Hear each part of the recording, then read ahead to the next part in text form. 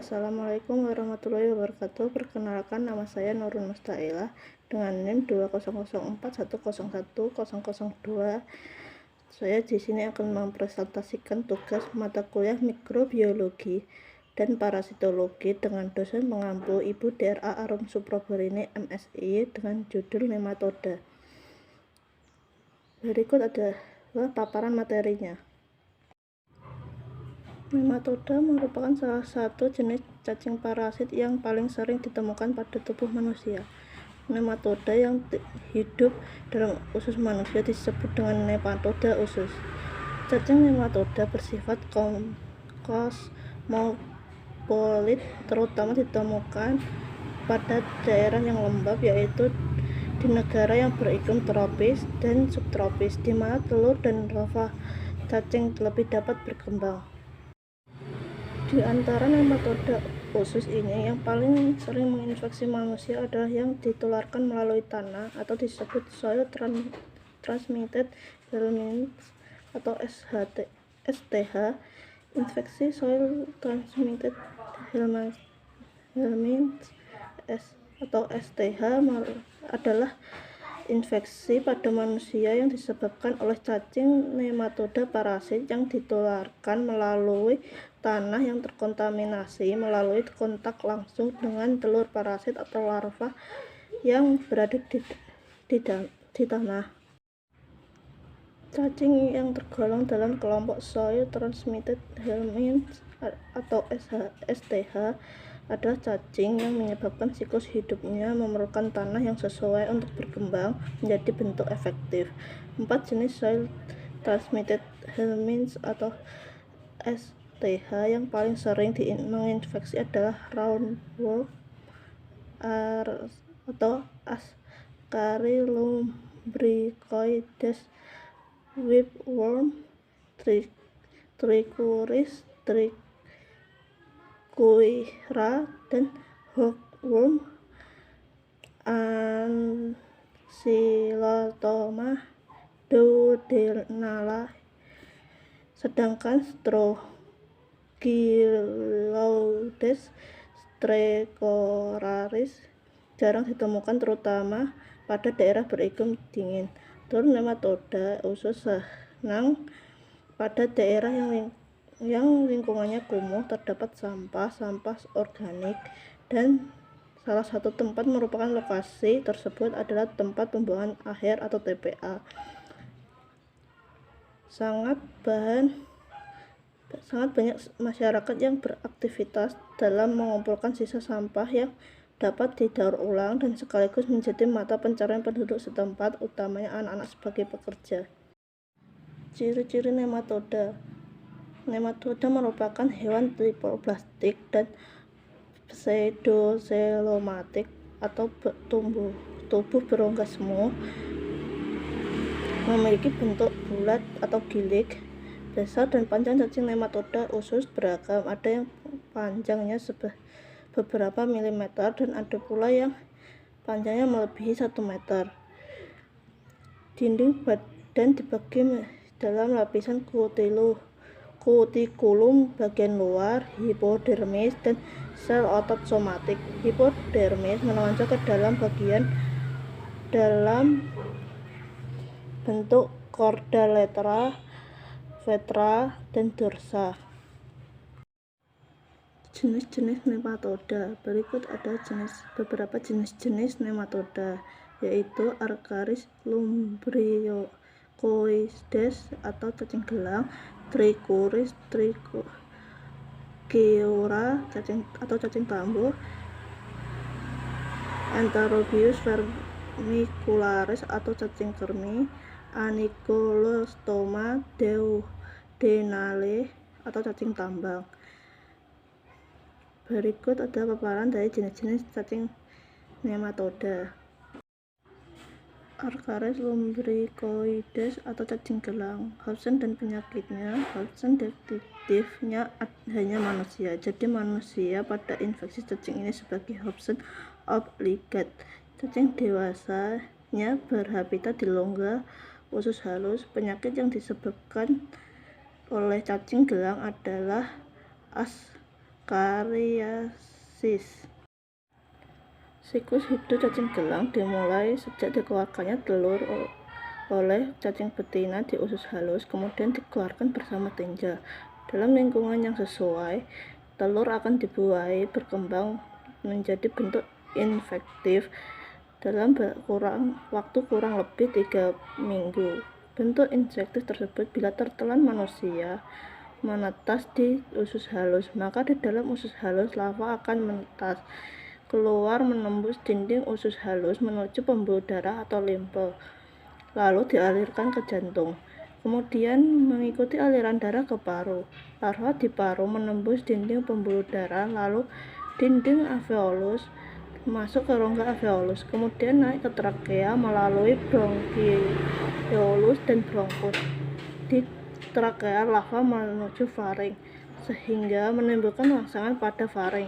Penderita batuk karena rangsangan tersebut dan larva akan tertelan ke dalam esofagus, lalu menuju ke usus halus.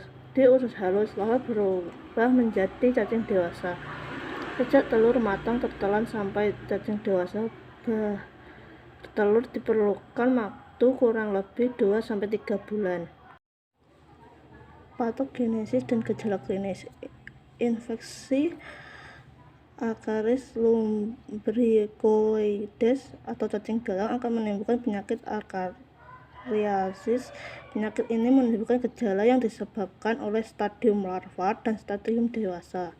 Stadium larva yaitu kerusakan pada paru-paru yang menimbulkan gejala yang disebut sindrom Lafleur yang terdiri dari batuk-batuk, eosinofil dalam darah meningkat, dan dalam röntgen fototorak terlihat bayangan putih halus yang merata di seluruh lapangan paru yang akan hilang pada waktu 2 minggu. Gejala dapat ringan dan dapat menjadi berat pada penderita yang rentan atau infeksi berat.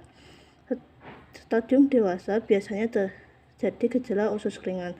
Pada infeksi berat, terutama pada anak-anak, yang dapat menjadi malabsorpsi yang memperberat malnutrisi karena perampasan makanan oleh cacing dewasa. Bila cacing dewasa menumpuk dalam menimbulkan ileus obstruksi. Bila cacing nyasar ke tempat lain, dapat terjadi infeksi ektopik pada appendix dan ductus.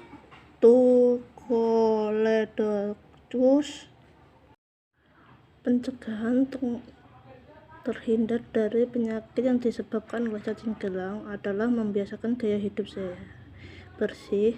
Hal ini termasuk mencuci tangan sebelum makan dengan menggunakan air mengalir dan sabun. Selain itu, biasakan untuk mencuci buah atau sayuran sebelum diolah atau dimakan. Berhati-hati dalam menjaga kebersihan ketika berpergian. Hal ini termasuk menghindari konsumsi buah mentah kecuali dapat dikupas atau ditelah dibersihkan, serta minum sumber air yang terpercaya seperti air botol kemasan. Pengobatan pada infeksi cacing gelang adalah pengobatan yang dilakukan secara massal atau perorangan. Untuk perorangan dapat digunakan bermacam-macam obat, misalnya piperacin, pyrantel, pamuat 10 mg per kilogram berat badan, dosis tunggal mebendazole 500 mg atau albendazole 400 mg. Oxatel, pyrantel, pamuat adalah obat yang dapat digunakan untuk infeksi campuran A. lumbricoides dan T.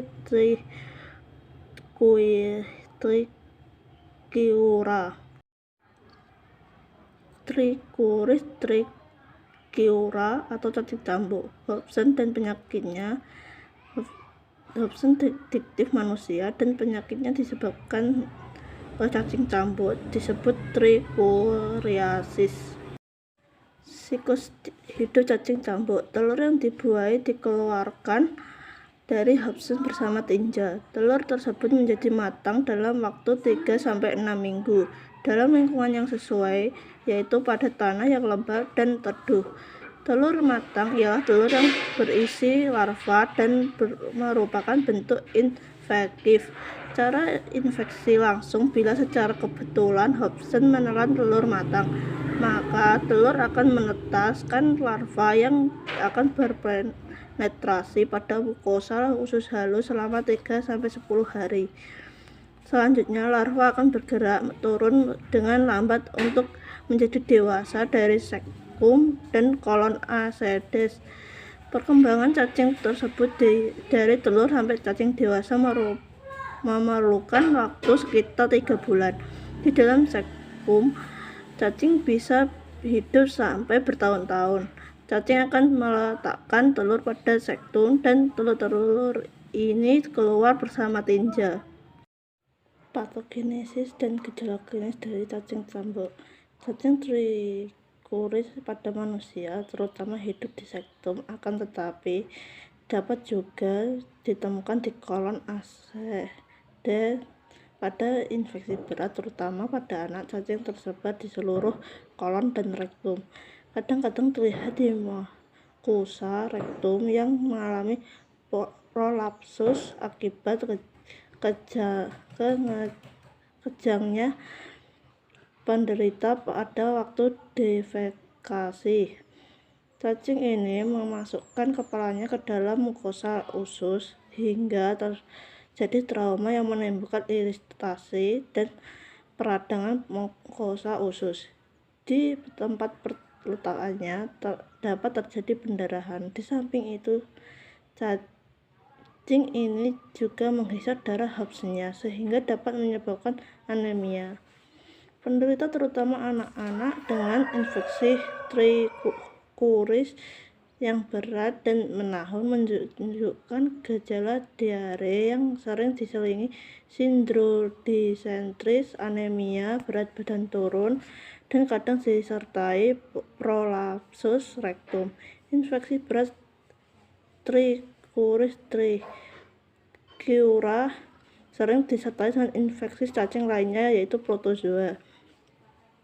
Infeksi cacing biasanya tidak menimbulkan gejala klinis yang jelas atau sama sekali tanpa gejala.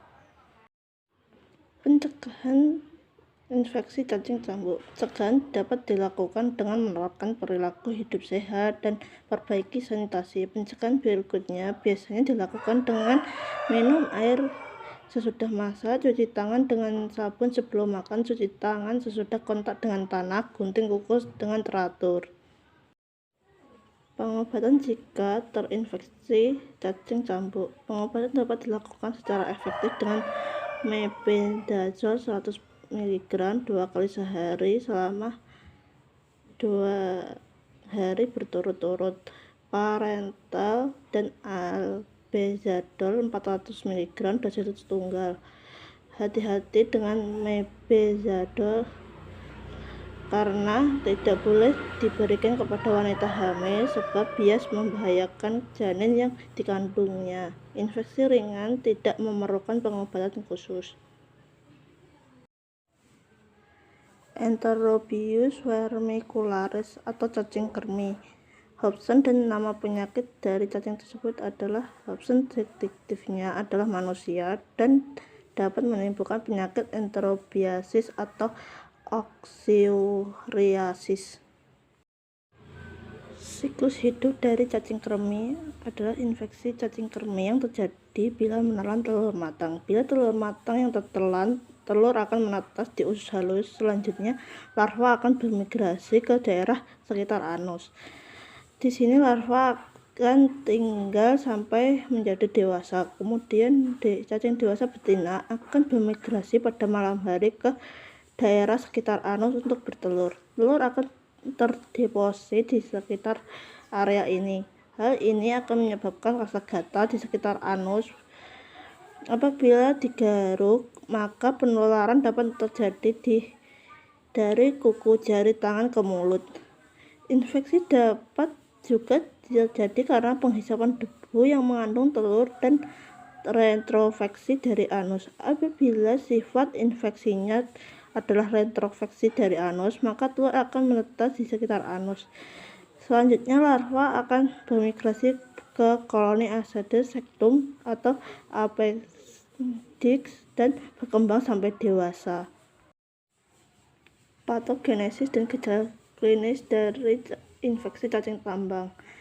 Enterobiasis relatif tidak berbahaya, jarang menimbulkan lesi yang berarti. Gejala klinis yang menonjol disebabkan iritasi di sekitar anus, perineum, dan vagina oleh cacing betina gravid yang bermigrasi ke daerah anus dan vagina, sehingga menyebabkan pruritus lokal. Karena cacing bermigrasi ke daerah anus menyebabkan pruritus anis, maka penderita menggaruk daerah sekitar anus sehingga timbul luka garukan di sekitar anus. Keadaan ini sering terjadi pada waktu malam hari sehingga penderita terganggu tidurnya dan menjadi lemah. Kadang-kadang cacing dewasa muda dapat bergerak ke usus halus dengan proksima sampai ke lambung, esofagus, dan hidung sehingga menyebabkan gangguan daerah tersebut. Cacing betina gravid mengembara dan sampai bersarang di vagina dan di tuba fallopian, sehingga menyebabkan radang di saluran telur. Cacing sering ditemukan di appendix tetapi jarang menyebabkan appendicitis.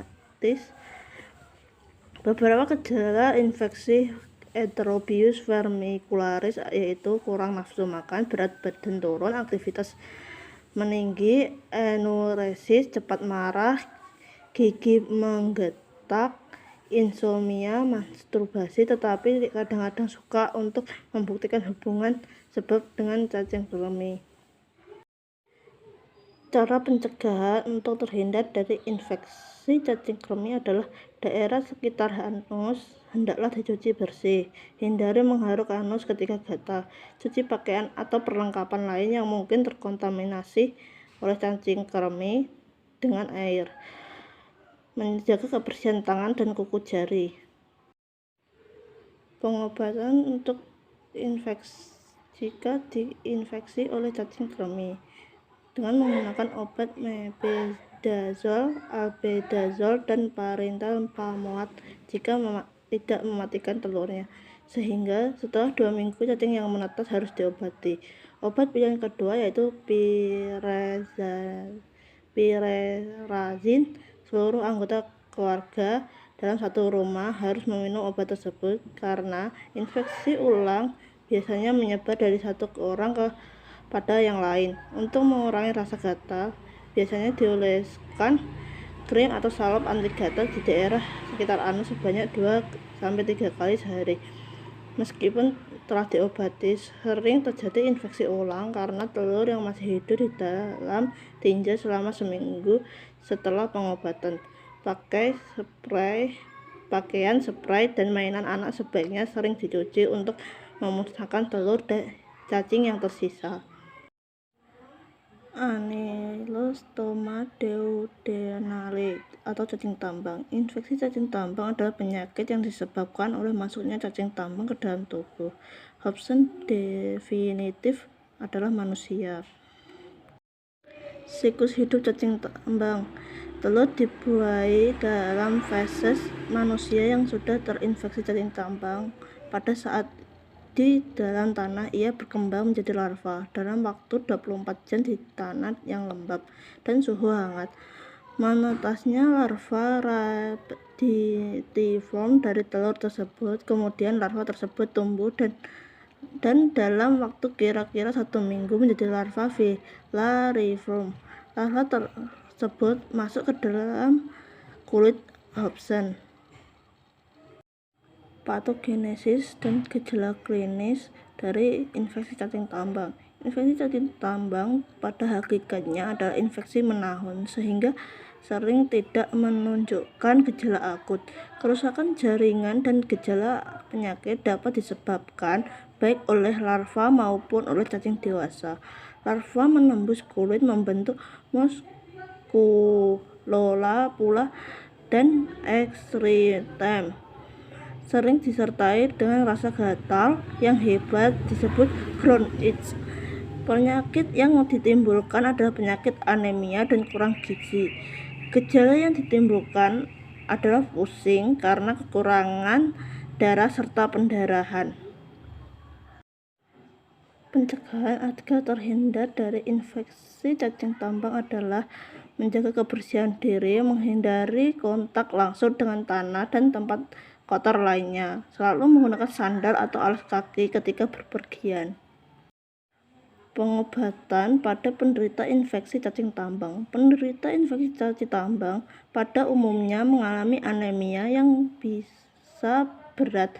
Karena itu, pengobatan penderita selain ditunjukkan untuk memberantas cacingnya, juga dilakukan untuk mengatasi anemianya. Obat-obat cacing yang efektif untuk memberantas cacing tambang antara lain adalah albendazole, mebendazole, levamisole, dan parenteral pamuat yang dapat diberikan per oral. Cukup sekian video presentasi dari saya. Apabila ada kesalahan kata atau pengucapan, saya mohon maaf yang sebesar-besarnya. Wassalamualaikum warahmatullahi wabarakatuh.